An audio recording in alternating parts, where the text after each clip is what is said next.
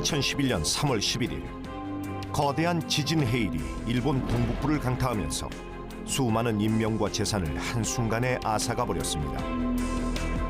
예상치 못한 규모의 지진 해일로 후쿠시마 원전의 전원이 끊기면서 통제 불능 상태에 빠져들었고, 폭발과 함께 엄청난 양의 방사능 가스와 오염수가 노출되면서 전 세계인을 충격에 빠뜨렸죠.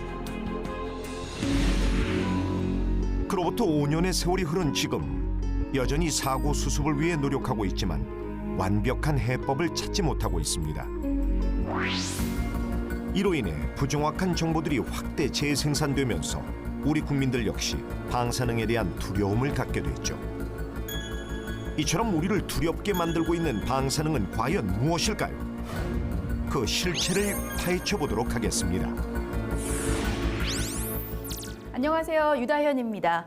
후쿠시마 원전 사고 이후 방사능 피폭을 우려하시는 분들이 많으시죠? 그래서 방사능에 대한 궁금증을 풀어보는 시간을 마련해봤는데요. 먼저 시민들이 가장 궁금해하는 질문부터 살펴볼까요?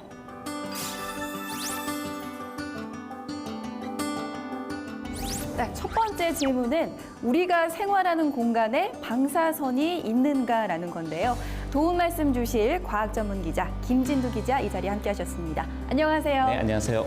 자, 일단 방사능을 이해하려면 방사능이 어떤 거인지부터 정확한 이해가 필요할 것 같은데요. 많은 분들이 좀 헷갈리실 것 같아요. 방사능 그리고 방사선이 있잖아요. 두 개가 어떻게 다른 건가요? 방사능, 방사선 많이 헷갈리는 용어이기도 합니다. 그런데 이 개념을 이해하려면 세 가지를 이해해야 합니다. 먼저 방사성 물질과 방사선, 그리고 방사능입니다. 모든 물질들은 에너지를 갖고 있는데 굉장히 에너지가 높은 물질들은 들뜬 상태가 되고 불안정한 상태가 됩니다. 이렇게 될 경우에는 에너지의 일부를 바깥으로 내보내고 안정화하려고 하는 경향이 있는데요. 이럴 때 바깥으로 내보내는 에너지가 전자파나 또는 입자의 형태로 나오게 됩니다. 이 나오는 에너지를 방사선이라고 부르고요. 이렇게 방사선을 내는 물질을 방사성 물질이라고 합니다. 그리고 이 방사선이 나가는 정도를 방사능이라고 보시면 되겠습니다. 전구에 한번 비유를 해볼까요? 네. 전구는 빛을 내지요. 빛을 내는 전구가 방사성 물질이 되고요. 빛이 방사선이 됩니다. 그리고 이게 어느 정도 밝기를 지니냐가 방사능이다라고 이해를 하시면 좋겠습니다. 아, 그렇군요. 그런데요, 방사능이 자연 상태에서도 존재하다고 하는데 사실인가요? 그렇습니다. 방사선은 인공 방사선과 자연 방사선이 있습니다. 영상으로 함께 확인해 보실까요? 자연 방사선은 지구가 탄생할 때부터 존재해 왔는데요. 태양과 천체로부터 쏟아져 내리는 우주 방사선이 있고요. 땅속에 묻힌 우라늄이나 토륨 같은 광물질과 토양에서 뿜어져 나오는 지각 방사선이 있습니다. 또 생선, 버섯, 조개, 나무 등의 생물에도 극히 미량의 방사선이 포함되어 있는데요. 이를 모두 합치면 세계인이 받는 자연 방사선 양은 1인당 연간 약 2.3mSv 정도입니다. 인공 방사선은 공항의 보안 검색 장치나 엑스레이, CT 같은 의료용 장비 등에 널리 사용되고 있는데요. 인공 방사선의 대부분은 의료 방사선으로 우리 국민이 받는 의료 방사선의 양은 1인당 연간 약 1.4mSv라고 합니다. 이처럼 우리는 생활 속에서 방사선에 늘 노출된 채 살아가고 있는데요. 자연 방사선과 인공 방사선이 인체에 미치는 영향에는 차이가 있을까요? 인공방사선과 자연방사선은 똑같은 겁니다. 여러분들 우리가 그 분반을 할 때 인공분반을 할 때도 있고 자연분반을 할 때도 있잖아요. 자연방사선은 가만 놔둬도 어린아이가 나오듯이 방사선이 가만 놔둬도 나오는 애고, 인공방사선은 우리가 나오라고 명령을 할 때마다 나오는 애들을 인공방사선이라고 하는데, 똑같은 종류고 똑같은 특성을 가지고 있어서 우리 인체에 미치는 영향도 다 똑같습니다. 자연 방사선 그리고 인공 방사선의 영향력이 같군요. 그렇습니다. 그런데 이 후쿠시마 원전에서 유출된 또 방사능 물질들이 우리나라로 많이 유입되진 않았을까 걱정하는 분들이 많거든요. 그래서 우리 주변에 환경 방사선량을 알 수 있는 방법은 없을까요? 있습니다. 대전에 있는 한국원자력안전기술원 킨스라고 부르는 기관이 있는데요. 이곳에서는 전국에 128개의 방사선 감지기를 설치를 해서 국가 환경 방사선 자동 감시망을 구축해 놨습니다. 이 정보를 우리가 받아볼 수 있는데 두 가지 방법이 있습니다. 네. 우선은 홈페이지를 통해서 받아볼 수가 있고요. 또 스마트폰용 앱을 통해서 실시간으로 자기가 있는 지역 또는 알고 싶어하는 지역의 환경 방사선 정도를 알 수가 있습니다. 네, 먼저 서울부터 볼까요? 네, 서울 지역을 보시면 환경 방사선 양이 시간당 100나노시버트가 높습니다. 그런데 다른 지역, 특히 속초, 동해안 쪽으로 가보면 속초의 경우는 무려 180나노시버트가 나오고요. 반면 제주도 지역은 80나노시버트에 머물고 있습니다. 그런데 왜 이렇게 지역별로 차이가 나는 걸까요? 암석의 차이라고 보시면 이해하기가 쉽습니다. 보통 우리나라 지형은 대부분이 화강암으로 되어 있는데요. 화강암 안에는 방사성 물질인 우라늄이 존재하고 있습니다. 이 우라늄은 자연 붕괴를 하면서 라듐을 발생을 시키고요. 그 라듐이 또 방사성 기체인 라돈을 발생을 시킵니다. 이 때문에 우리나라는 기체 상태의 방사성 물질인 라돈 수치가 국제 평균보다도 높은데요. 반면 현무암 지질을 가지고 있는 제주도는 내륙 지역보다도 그 방사성 수치가 낮다고 보시면 됩니다. 네, 그렇군요. 그럼 이번에는 우리 실생활과 밀접한 관련이 있는 의료 방사선에 대해서 이야기를 나눠볼까 하는데요. 이 많은 분들이 방사선 노출을 좀 우려를 하다 보니까 검사나 또 치료를 기피하는 경우가 많거든요. 이 의료용 방사선의 경우 피폭량은 어느 정도인가요? 네, 신체 어느 부분에 어떤 검사 장비를 썼느냐에 따라서 각기 다릅니다. 영상을 한번 자세히 확인해 볼까요? 병원에서는 인체 내부의 질병을 확인하기 위해 인체 투과력이 좋은 방사선을 사용하는데요. 의료용 방사선 노출량은 얼마나 될까요? 가슴 엑스레이는 0.05에서 0.1mSv 정도로 가장 적고요. 위장 조형 촬영은 2.6mSv입니다. 또 흉부 CT는 8mSv고요. 펫CT라 불리는 전신 양전자 방출 단층 촬영은 13에서 33mSv라고 합니다. 그렇다면 의료 방사선 위험은 없는 걸까요? 사실 방사선은 양이 얼마냐가 중요한 것이지 방사선 자체를 맞았느냐, 우리 몸에 방사능 물질이 있냐 없냐 그거가 중요한 건 아니거든요. 병원에서 받는 방사선 검사, 예를 들어서 CT 검사 같으면은 방사선이 우리 몸을 통과하고 지나가고요. 우리 몸에 더 이상 남아있지 않습니다. 그리고 그 양도 10mSv 이하로 매우 적고 질병을 발견해내기 위해서 하는 이런 의료 방사선에 대해서 과도한 두려움을 가질 필요는 없습니다. 의료용 방사선은 짧은 시간에 특정 부위에만 받게 되므로 비교적 인체에 미치는 영향이 적은데요. 하지만 최근 CT 검사의 증가에 따라 피폭량도 늘고 있어 주의가 요구됩니다. 네, 검사 시에 좀 더 세심한 주의가 필요할 것 같은데요. 네, 그렇습니다. 한 번에 여러 부위를 동시에 촬영한다거나 또는 중복 검사를 받게 될 경우에 그만큼 피폭의 위험성이 높아진다고 볼 수가 있습니다. 최근 건강보험공단 통계에 따르면 국민 1인당 연간 방사선 검사 건수가 2011년도에 4.6회, 그리고 피폭량도 1.4mSv 정도로 점차 증가하는 추세에 있습니다. 따라서 꼭 필요한 검사인지 확인하고 또 최소화하려는 노력이 필요합니다.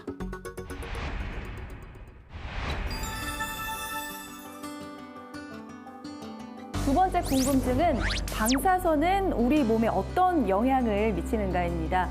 아무래도 많은 분들이 가장 궁금해할 질문이 아닌가 싶은데요. 이 방사선은 어떤 힘을 가지고 있나요? 네, 방사선이 가장 위험한 것은 물질의 기본 단위인 원자에 영향을 주느냐 안 주느냐에 따라 나눠집니다. 물질의 기본 단위는 원자에 영향을 주면 전리방사선, 그리고 영향을 주지 않으면 비전리방사선이라고 부르는데요. 이 비전리방사선을 먼저 예로 들면 적외선, 자외선, 가시광선, 그리고 전파가 그 예가 될 수가 있고요. 전리방사선의 대표적인 예는 바로 핵방사선입니다. 그럼 이런 전리방사선이 인체에 어떤 영향을 미치는지 영상으로 확인해 보시죠. 전리방사선은 물질을 통과할 때 원자 속에서 일정한 궤도를 돌고 있는 전자를 밖으로 튕겨내 영향을 미치는데요. 전리방사선의 종류로는 종이나 피부를 침투하지 못하는 알파선, 수정체처럼 얕은 조직에 주로 영향을 주는 베타선, 그리고 투과성이 강해 신체를 통과하는 감마선이 있습니다. 전리방사선은 직접적으로 인체의 기본 단위인 세포의 DNA 분자 구조에 영향을 주는데요. 간접적으로는 혈액에 포함된 물 분자를 변화시켜 화학적인 반응을 일으킵니다. 그렇다면 인체에 심각한 영향을 미치는 방사선의 양은 과연 어느 정도일까요? 인체에 미치는 영향을 이제 본다 그러면 250mS이라 그러면 우리가 굉장히 많다고 생각들을 하는데 250mS이 온몸을 받는다고 했을 때 겉으로 나타나는 영향은 하나도 없는 상황이 되고요. 그다음에 한 1000mS 정도를 받게 되면 우리 몸속의 피 속에 적혈구 수나 백혈구 수들이 줄어듭니다. 그래서 겉으로 약간 느끼는 거는 피곤함이나 조금 뭐 기운이 없는 거 이런 것들을 좀 느끼게 되는데 이제 한 2000에서 한 5000mS 정도를 받으면 이렇게 머리가 빠진다거나 그다음에 속이 미식거린다거나 설사를 한다거나 이런 그런 영향들을 보이게 되고요. 그다음에 한 6000mS를 받으면 이제 사람들이 사망을 하게 됩니다.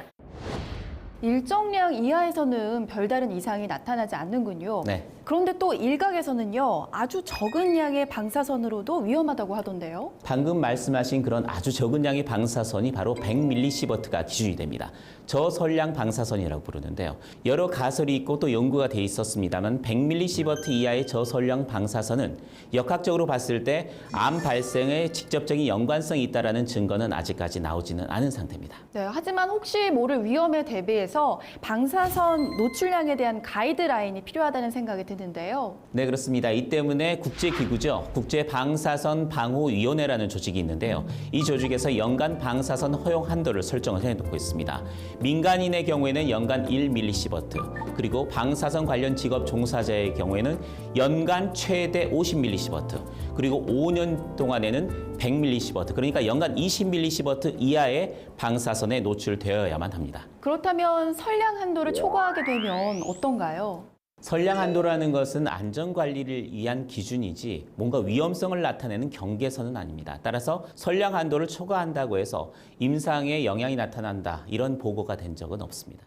아무래도 일반인들보다 방사선에 더 많이 노출이 될 수 있는 방사선 작업 종사자의 경우에는 더욱더 세심한 주의가 필요할 것 같은데요. 얼마 전에 부주의로 인한 사고 소식이 전해지기도 했죠. 비파괴 업체에 입사한 지 한 달밖에 안 된 20대 직원이 혼자서 작업을 하다 방사선에 피폭이 됐는데 네, 방사선 비파괴 검사라고 건물이나 구조물의 안정성을 방사선을 이용해서 측정하는 그런 장비가 있습니다. 이 장비 업체에 근무하는 신입사원이 방사선에 노출되는 사고가 있었습니다. 한데 사례를 살펴보니까 상당 부분 안전 지침을 어긴 것으로 나타났습니다. 아, 그렇군요. 안전을 위해 규제보다 더 중요한 게 바로 안전의식이겠죠. 관리자는 작업자가 안전하게 근무할 수 있도록 관리 감독을 철저히 하고요. 또 작업자는 근무 지침을 잘 준수하는 게 중요하다고 하겠습니다.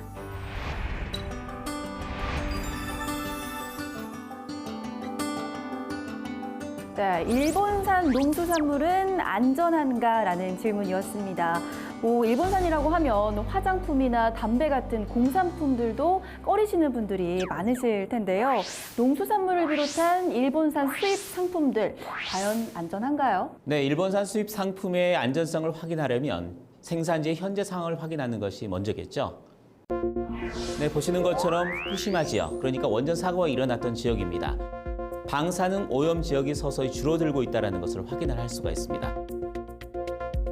그 영향도 한번 살펴볼까요? 도쿄와 서울의 실시간 방사선량 비교입니다. 그런데 보시는 것처럼 서울과 도쿄가 거의 비슷한 수준으로 나타나고 있습니다.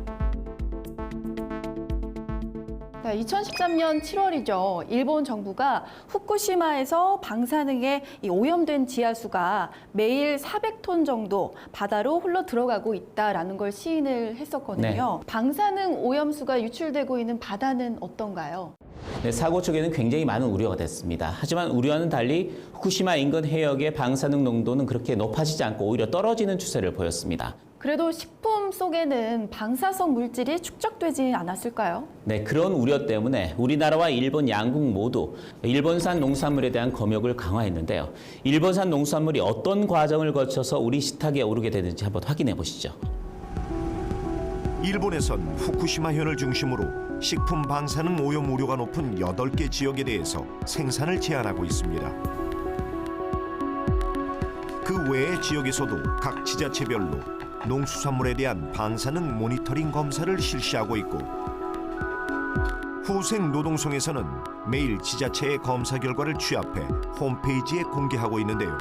산지와 품목 등으로 나누어 방사능 수치를 확인할 수 있습니다. 국내에서는 한국식품의약품안전처에서 일본산 수입식품을 검사하고 있는데요. 매 건마다 방사능 검사를 실시해 기준치를 넘을 경우 추가 증빙 자료를 제출토록 해서 수입을 차단하고 있습니다.